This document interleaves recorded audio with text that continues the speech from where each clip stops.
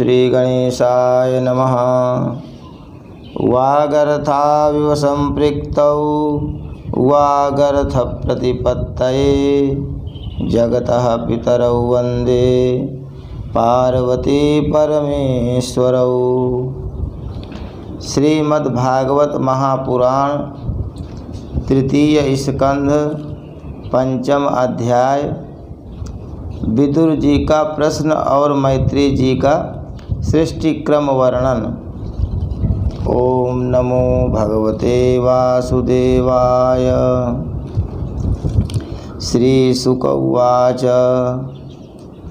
द्वारिद्युनद्यारिषभः कुरूणां मैत्रेयमासीनमगाधबोधम् क्षत्तोपसृत्याच्युतभावशुद्धः पप्राच्च सौशील्यगुणाभितृप्तः। श्री सुखदेव जी कहते हैं, परम ज्ञानी मैत्रेय मुनि हरिद्वार क्षेत्र में विराजमान थे। भगवत भक्ति से शुद्ध हुए हृदय वाले विदुर जी उनके पास जा पहुँचे और उनके साधु स्वभाव से आप्यायित होकर उन्होंने पूछा। विदुर जी ने कहा, भगवान, संसार में सब लोग सुख के लिए कर्म करते हैं, परंतु उनसे न तो उन्हें सुख ही मिलता है और न उनका दुख ही दूर होता है, बल्कि उससे भी उनके दुख की वृद्धि ही होती है। अतः इस विषय में क्या करना उचित है, यह आप मुझे कृपा करके बतलाइए। जो लोग दुर्भाग्यवश भगवान श्री कृष्ण से विमुख, अधर्म परायण और अत्यंत दुखी हैं, उन पर कृपा करने के लिए ही आप जैसे भाग्यशाली भगवत भक्त संसार में विचरा करते हैं। साधु शिरोमणि, आप मुझे उस शांतिप्रद साधन का उपदेश दीजिए जिसके अनुसार आराधना करने से भगवान अपने भक्तों के भक्तिपूत हृदय में आकर विराजमान हो जाते हैं और अपने स्वरूप का अपरोक्ष अनुभव कराने वाला सनातन ज्ञान प्रदान करते हैं। त्रिलोकी के नियंता और परम स्वतंत्र श्री हरि अवतार लेकर जो लीलाएं करते हैं, जिस प्रकार आकर्ता होकर भी उन्होंने कल्प के आरंभ में इस सृष्टि की रचना की, जिस प्रकार इसे स्थापित कर वे जगत के जीवों की जीविका का विधान करते हैं, फिर जिस प्रकार इसे अपने हृदयाकाश में लीन कर वृत्ति शून्य हो योग माया का आश्रय लेकर शयन करते हैं, और जिस प्रकार वे योगेश्वरेश्वर प्रभु एक होने पर भी इस ब्रह्मांड में अंतर्यामी रूप से अनुप्रविष्ट होकर अनेक रूपों में प्रकट होते हैं, वह सब रहस्य आप हमें समझाइए। ब्राह्मण, गौ और देवताओं के कल्याण के लिए जो अनेक अवतार धारण करके लीला से ही नाना प्रकार के दिव्य कर्म करते हैं, वे भी हमें सुनाइए। यशस्वियों के मुकुटमणि श्री हरि के लीलामृत का पान करते करते हमारा मन तृप्त नहीं होता। हमें यह भी सुनाइए कि उन समस्त लोकपतियों के स्वामी श्री हरि ने इन लोकों, लोकपालों और लोकालोक पर्वत से बाहर भागों को, जिनमें ये सब प्रकार के प्राणियों के अधिकारानुसार भिन्न भिन्न भेद प्रतीत हो रहे हैं, किन किन तत्वों से रचा है। द्विजवर उन विश्वकर्ता स्वयंभू श्री नारायण ने अपनी प्रजा के स्वभाव, कर्म, रूप और नामों के भेद की किस प्रकार रचना की है। भगवान, मैंने श्री व्यास जी के मुख से ऊंच नीच वर्णों के धर्म को तो कई बार सुने हैं, किंतु अब श्री कृष्ण कथामृत के प्रवाह को छोड़कर अन्य स्वल्प सुखदायक धर्मों से मेरा चित्त ऊब गया है। उन तीर्थपाद श्रीहरि के गुणानुवाद से तृप्त हो भी कौन सकता है। उनका तो नारदादि महात्मा गण भी आप जैसे साधुओं के समाज में कीर्तन करते हैं,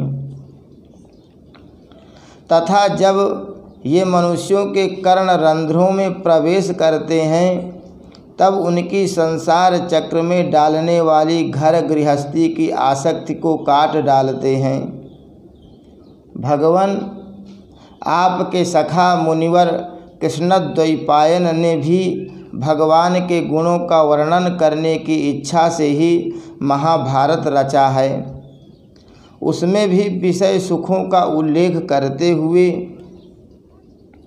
मनुष्यों की बुद्धि को भगवान की कथाओं की ओर लगाने का ही प्रयत्न किया गया है। यह भगवत कथा की रुचि श्रद्धालु पुरुष के हृदय में जब बढ़ने लगती है तब अन्य विषयों से उसे विरक्त कर देती है। वह भगवत चरणों के निरंतर चिंतन से आनंद मग्न हो जाता है और उस पुरुष के सभी दुखों का तत्काल अंत हो जाता है। मुझे तो उन शोचनीयों के भी शोचनीय अज्ञानी पुरुषों के लिए निरंतर खेद रहता है जो अपने पिछले पापों के कारण श्री हरि की कथाओं से विमुख रहते हैं। अरे, काल भगवान उनके अमूल्य जीवन को काट रहे हैं और वे वाणी, देह और मन से व्यर्थ वाद विवाद, व्यर्थ चेष्टा और व्यर्थ चिंतन में लगे रहते हैं। मैत्रेय जी, आप दीनों पर कृपा करने वाले हैं, अतः भंवरा जैसे फूलों में रस निकाल लेता है, उसी प्रकार इन लौकिक कथाओं में से इनकी सारभूता परम कल्याणकारी पवित्र कीर्ति श्री हरि की कथाएं छांटकर हमारे कल्याण के लिए सुनाइए। उन सर्वेश्वर ने संसार की उत्पत्ति, स्थिति और संहार करने के लिए अपनी माया शक्ति को स्वीकार कर राम कृष्णादि अवतारों के द्वारा जो अनेक अलौकिक लीलाएं की हैं वे सब मुझे सुनाइए। श्री सुखदेव जी कहते हैं, जब विदुर जी ने जीवों के कल्याण के लिए इस प्रकार प्रश्न किया तब तो मुनि श्रेष्ठ भगवान मैत्रेय जी ने उनकी बहुत बड़ाई करते हुए इस प्रकार से कहा।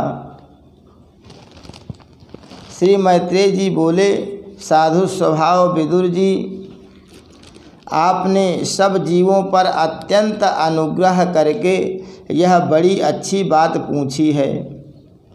आपका चित्त तो सर्वदा श्री भगवान में ही लगा रहता है, तथापि इससे संसार में भी आपका बहुत सुयश फैलेगा। आप श्री व्यास जी के औरस पुत्र हैं, इसलिए आपके लिए यह कोई बड़ी बात नहीं है कि आप अनन्य भाव से सर्वेश्वर श्रीहरि के ही आश्रित हो गए हैं।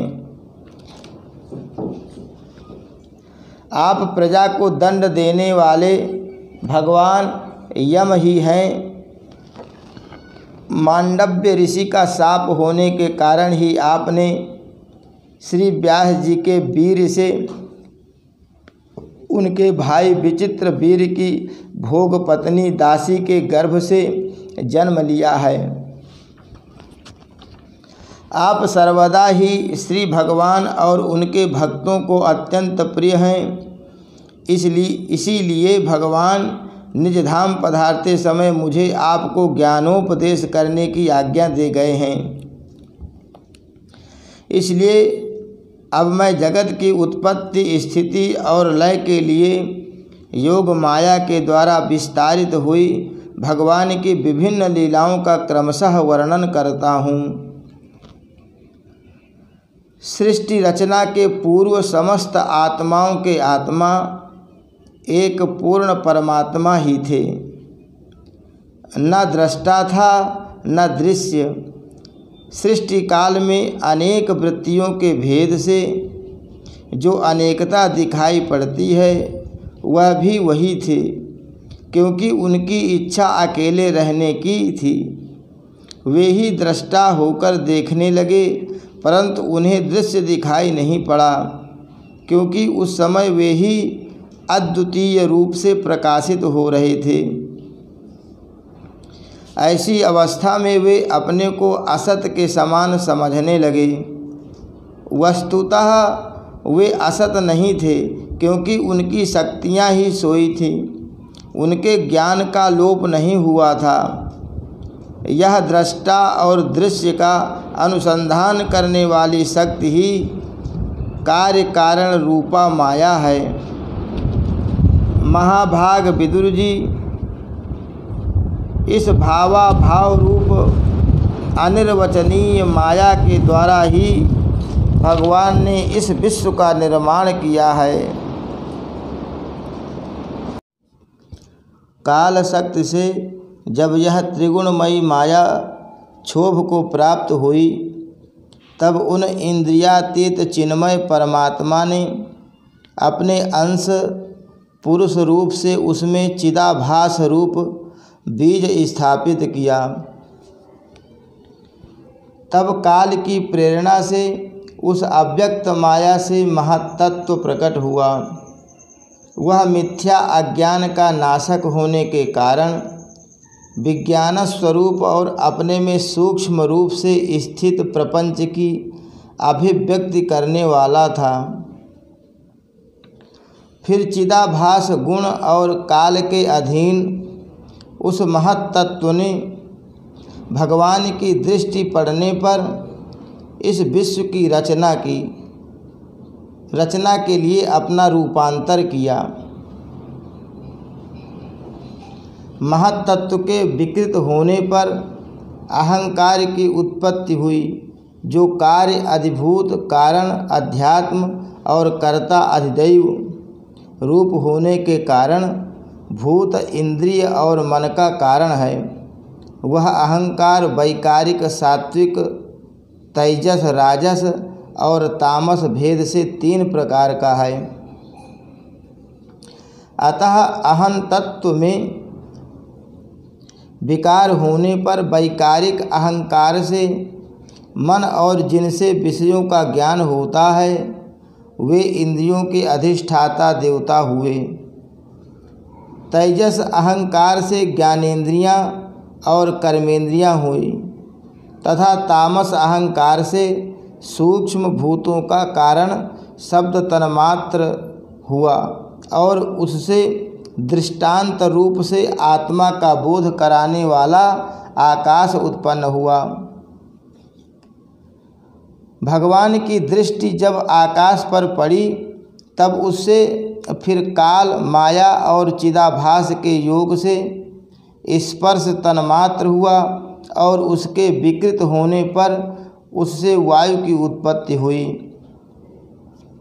अत्यंत बलवान वायु ने आकाश के सहित विकृत होकर रूप तन्मात्र की रचना की और उससे संसार का प्रकाशक तेज उत्पन्न हुआ। फिर परमात्मा की दृष्टि पड़ने पर वायु युक्त तेज ने काल, माया और चिदंश के योग से विकृत होकर रस तन्मात्र के कार्य जल को उत्पन्न किया। तदनंतर तेज से युक्त जल ने ब्रह्मा का दृष्टिपात होने पर काल, माया और चिदंश के योग से गंध गुणमयी पृथ्वी को उत्पन्न किया।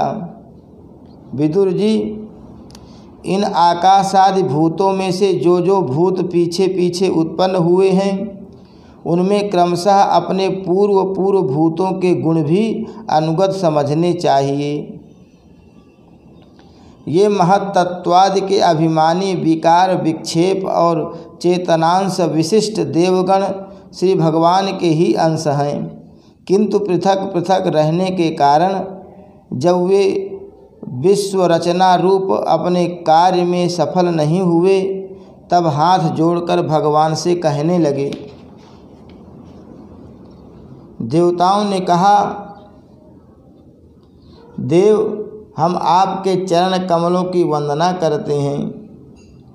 ये अपनी शरण में आए हुए जीवों का ताप दूर करने के लिए छत्र के समान हैं तथा इनका आश्रय लेने से यतिजन अनंत संसार दुख को सुगमता से ही दूर फेंक देते हैं।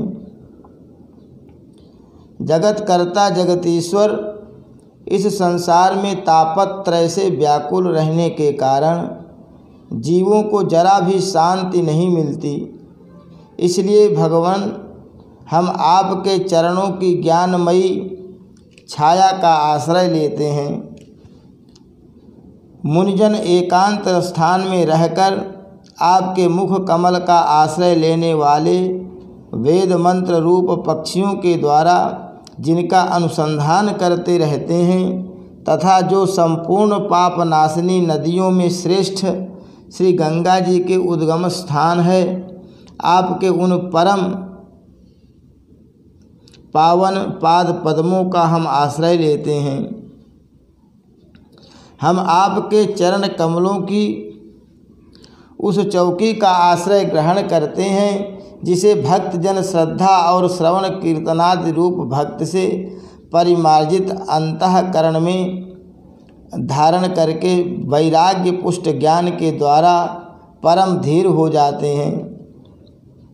ईश, आप संसार की उत्पत्ति स्थिति और संहार के लिए ही अवतार लेते हैं, अतः हम सब आपके उन चरण कमलों की शरण लेते हैं जो अपना स्मरण करने वाले भक्तजनों को अभय कर देते हैं।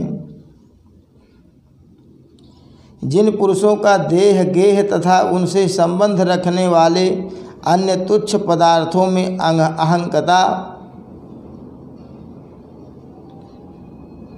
अहंता ममता का दृढ़ दुराग्रह है, उनके शरीर में आपके अंतर्यामी रूप से रहने पर भी जो अत्यंत दूर हैं, उन्हीं आपके चरणार बिंदुओं को हम भजते हैं।